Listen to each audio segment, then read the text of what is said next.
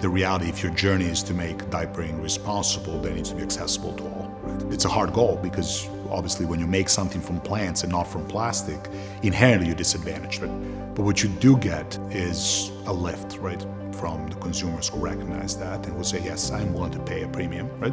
And I'm willing to maybe drive to an extra store. And if you really think about the average diaper today, even though they're awesome in terms of engineering and certainly reduce their material, the size, the shape, it's been largely reduced over the years. Still uses about 24 grams of virgin fossil fuel derived plastic. They're mostly polyurethane, polypropylene. Overall, that 24 grams of plastic is literally twice as much plastic as an average bottle of soda, right? So think about how successful as a society we've been at vilifying plastic bottles. Most of the consumer will be seen carrying around, or at the very least will not toss that bottle away in the garbage. It's not good, but mostly we switch to reusable bottles, refillable containers, right? Fantastic companies were built around the concept of not using single-use plastic for drinks, and all of it goes away once your baby's born, right? Then you suspend your beliefs, right? You suspend your behaviors for a couple of years, right? Because look, it's convenient. Something that you put in your baby 20 times, 30 times a day early on, but certainly about 35 to 3,700 times, right, before the baby graduates, you are not entitled to know what's in it. If we all push for that change, even if just labeling change, and the box of diapers you bought, and without naming any other brands, said on top of it, plastic infant cover, I probably wouldn't be in business today, right? Because we would have, as consumers, we would have pushed for change much earlier, right? We would have asked for that plastic infant cover, right, to be made from something else than plastic, or at least be made from renewable plastic sources like bioplastic, or we would enforce the municipalities, right, to build bigger recycling programs or bigger disposal programs. But since they have very lovable names, right, that are there mainly to inspire your love and care for your child, what can possibly be wrong with them? But you're hanging out with parents and you ask them and you have this sort of like odd stare from them, right? Mostly the answer you get, well, I think my diapers are made from some sort of textile. When you tell them it's made from 25 grams of plastic, you typically get sort of like a blank stare, right? It's like, that's not possible, right? It wouldn't be allowed, right? And if we all push for that change, even if just labeling change, which I think would be an awesome change, right? In diapering, we didn't have to solve access. It's widely available. You can buy a diaper in your local grocery store, Costco, mass merchants like Walmart. You can buy them online. You can buy them from an array of companies. Buying one, having one is not a problem. It's easy to get, right? So where you're going to win has to be what matters the most to parents today. What am I actively doing or not doing, right? How can I drive my sustainability? How can I still enjoy the convenience, safety, efficacy of these amazing little engineering products, but also reduce my footprints? If we can make these diapers compete on end of life, right? It's something we're very interested in. Picking them up, dispose of them thoughtfully, investing in alternative ways to dispose of them. Today we're composting them, sorting them, separating them, but we think there's many other ways we can do this in the future. On our website, we promote all three approaches to diapering, including cloth diapering and not diapering at all. As a matter of fact, we promote an entire school of thought called elimination communication, which is an early form of training for children to eliminate diapering needs as early as 6 months, because I do believe that diapering is a highly individual choice for a family. If it works for you, right, that's the one you should use.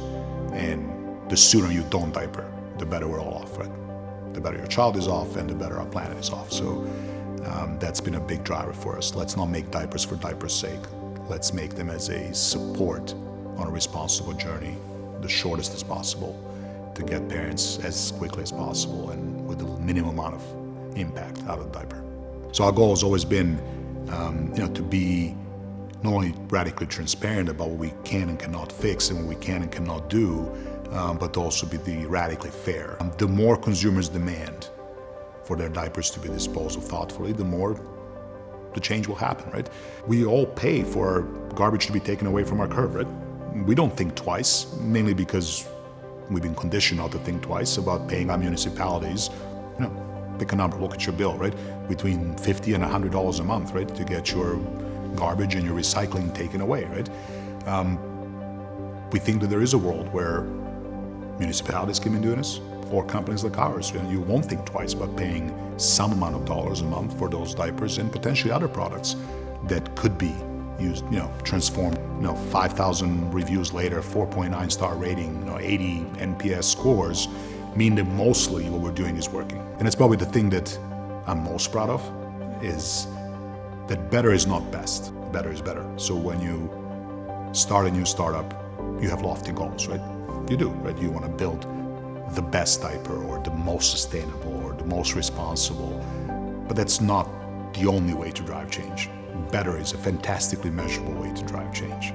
You make incremental changes. You look at all parts of your better statement, right?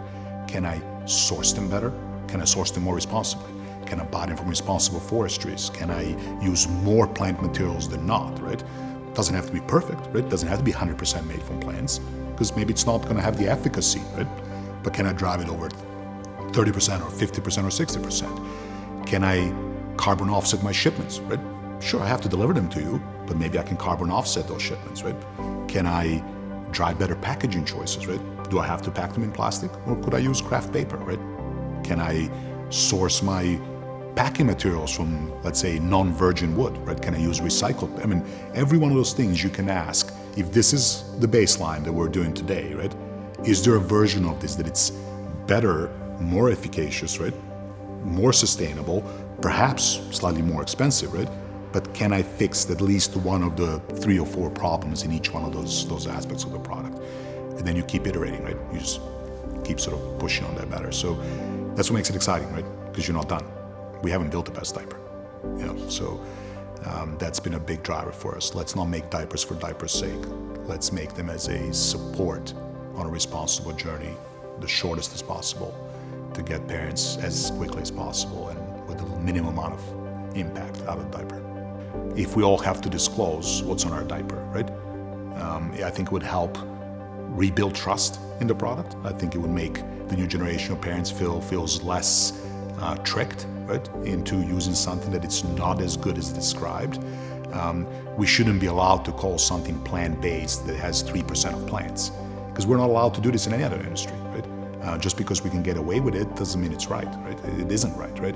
It's being vegan after having steak and potato dinner. It just doesn't make right?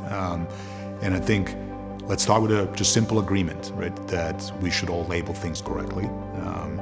Let's start with talking about end of life, right? That may not be a tomorrow solution. It may take 50 years to do it, right? But those 50 years are going to go by anyway, right?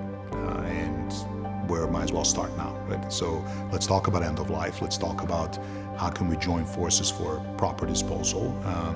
Even something as innocent as a diaper would live in a landfill for 500 years. Is there a way to do this better? And when you're shown a better way, then you ask for much bigger change across the board.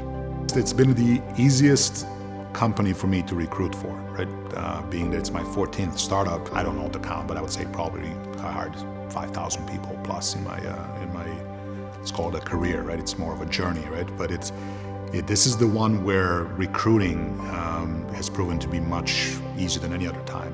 People want to be part of a mission-driven organization. It's glues us together, right? Is this genuine desire to do better, to not put perfection in the way of progress, because there is no perfect diaper, right?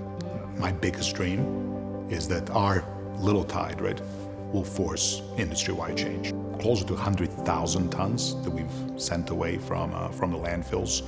I think it's good if we all have to disclose what's on our diaper.